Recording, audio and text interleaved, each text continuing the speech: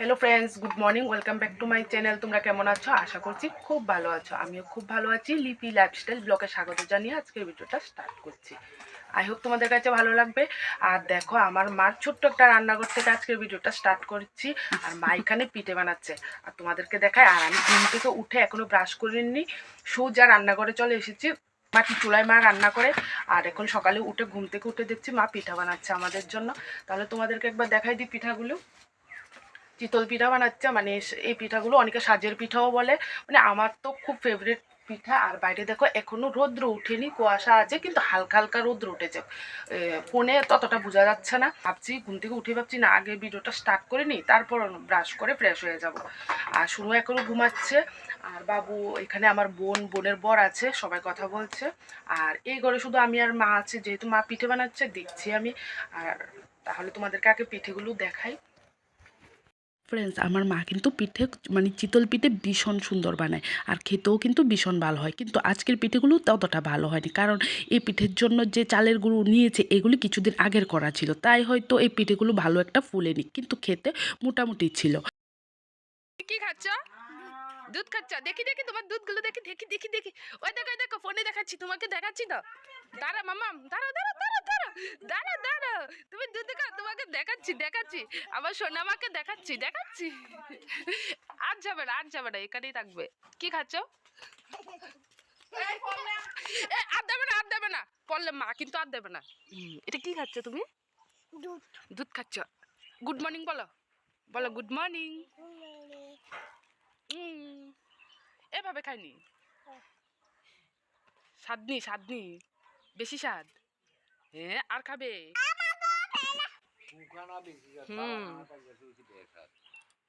রোদ্রের ভিতরে।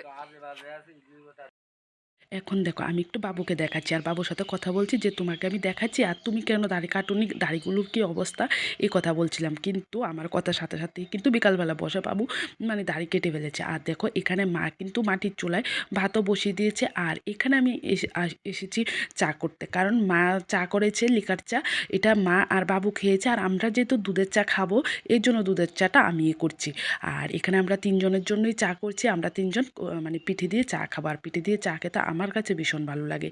আর খেজুরের গুড় দিয়ে কিন্তু পিঠে খেতে ভীষণ ভালো, কিন্তু এখন খেজুরের গুড়টা ততটা পাওয়া যায় না। আর দেখো, এখানে আমারটা নিয়ে এখন রুদ্রে যাচ্ছি। আর যেহেতু শীতের দিন, ঘরে বসে চা খেতে বা ভাত খেতে কোনো কিছু কিন্তু ভালো লাগে না, মানে ঘরে বসে থাকতেই ভালো লাগে না। ফ্রেন্ডস, এখন আমরা জেঠুর বাড়িতে যাচ্ছি দুধ আনতে, মানে ঘুষ কাকু এসেছে দুধ নিতে। আর জেঠুর বাড়িতে গরুও আছে, দুধ নিতে এসেছে, তাই দুধ আনতে যাচ্ছি। মানে বৌদি ডাক দিয়েছে যে দুধ নিয়ে যা। এর জন্য আমি, শুনু আর আমার বোনের মেয়ে, আমরা তিনজনে যাচ্ছি দুধ আনতে। কিন্তু 250 দুধই নিয়েছি। আর ওদের মানে ঘুষ কাকুকে বলেছে আরও 500 দুধ দেওয়ার জন্য, কিন্তু দিতে পারবে না, কারণ এই দুধগুলি দিয়ে কিন্তু ক্ষীর বানানো হয়। মানে এই দুধের ক্ষীরটা মাতার বাড়ি পাঠানো হয় প্যাড়া বানানোর জন্য। এর জন্য ওরা বেশি হলেই দুধ দেয়, না হলে কিন্তু দুধ দিতে চায় না। হ্যালো ফ্রেন্ডস, আর এখন 12টা বাজে, মানে অনেকক্ষণ পরে তোমাদের সামনে আবার আসলাম। সকালে ভিডিও করার পর আর ভিডিও করিনি, এতক্ষণ মানে খুব গল্প করছিলাম, ঘুরছিলাম। আর এখন স্নান করে নিয়েছি। আর এখানে মা ভাত বাড়ছে, দেখো তোমাদেরকে দেখিয়ে দিই। আর আজকে এখানে পাত্রাকার মা তারা মানে শুক্রবারে নিরামিষ খায়, এর জন্য নিরামিষ যে ভাত এগুলো এখানে রেখেছে। মা আর বাবু এখানেই খাবে, আর আমাদের জন্য রান্নাঘরে রান্না করেছে, মানে আমিষ যে তরকারিগুলো এগুলি রান্নাঘরে রেখেছে। আর ভাত একসাথেই রান্না করেছে, তো ভাতটা মা বেড়ে দিচ্ছে। আর এখন আমরা ভাত নিয়ে হেগড়ে চলে যাব। তারপর তোমাদেরকে দেখাচ্ছি মা কি রান্না করেছে আমাদের জন্য। আর এখানে নিরামিষ রান্না করেছে বেগুন ভাজা আর পনিরের তরকারি, মানে পনির দিয়ে সোয়াবিন দিয়ে আলু দিয়ে একটা তরকারি রান্না করেছে। এটা মা বাবু খাবে, আর আমাদেরকেও বলছে খেতে, কিন্তু আমি পনির তরকারি খাবো না। আমি দেখি ওই ঘরে কী রান্না করেছে, আর তোমাদেরকেও একটু দেখিয়ে দিই। মাছ আর মাংস রান্না হয়েছে।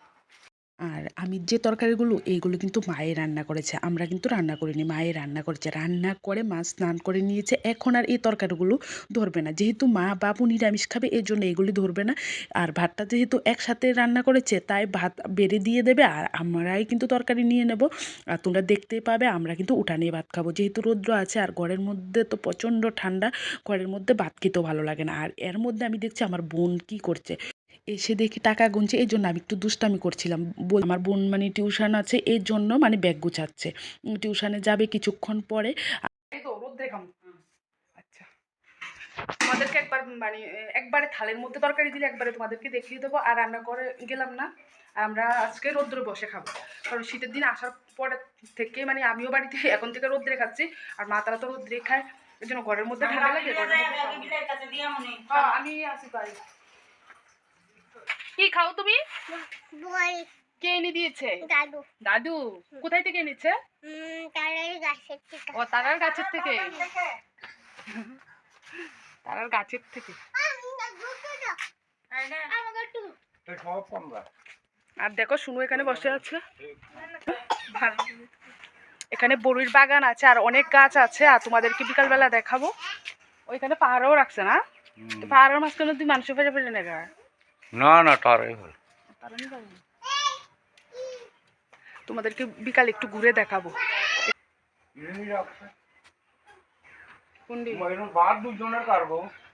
আমি আর পূজা খাবো। হ্যাঁ বলো। ওই দিদি এখানে বসে আছে, বলো দিদি কোথায়?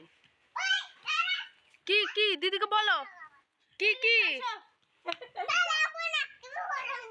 তুমি রাখবে না, তুমি পড়ো নিজে। দিদি ফ্রেন্ডস দেখো মার থাল এখানে রেখেছে, আর আমাদের থাল কিন্তু মার থাল থেকে একটু দূরে রেখেছে, যেহেতু মা নিরামিষ খাবে আর এই জন্যই আলাদা করে রেখেছে।